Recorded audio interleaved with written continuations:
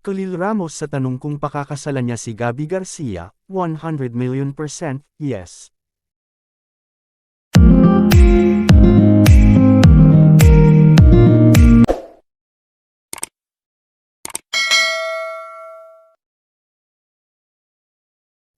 No double thinking. Sigurado na ang kapuso actor-singer na si Khalil Ramos na ang babaeng pakakasalan niya ay ang kanyang longtime girlfriend na si Gabby Garcia.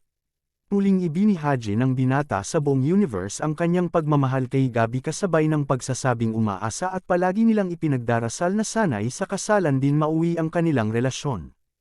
Sa nakaraang episode ng Fast Talk with Boy Abunda, diretsahang sinabi ni Khalil na handa siyang pakasalan ang jowang kapuso actress at model. Mahigit 6 na taon rin daw tumatakbo ang kanilang love story. Dirersahang tanong ni Tito Boy kay Khalil, pakakasalan mo si Gabby? 100 million% yes. No double thinking, ang mabilis na tugon ng binata. Say ni Khalil, isa sa mga pangarap talaga nila ni Gabby ay ang mag-settle down sa tamang panahon at eventually ay bumuo ng sarili nilang pamilya. Realistically kasi when we really started our relationship, we really intended for the relationship to last. We are the type of people who date to marry also. Actually, early on we would talk about the intent and the purpose of our relationship.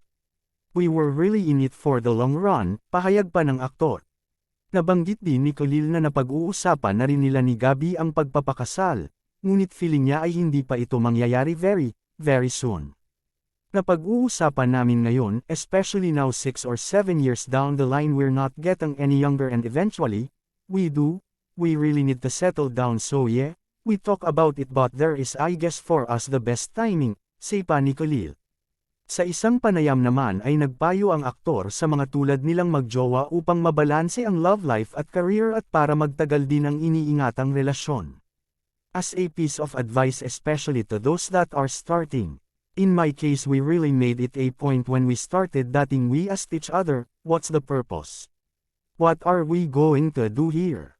Are we just doing this for a good time or do we do this because we want to do things together for fun or are we actually looking for a life partner?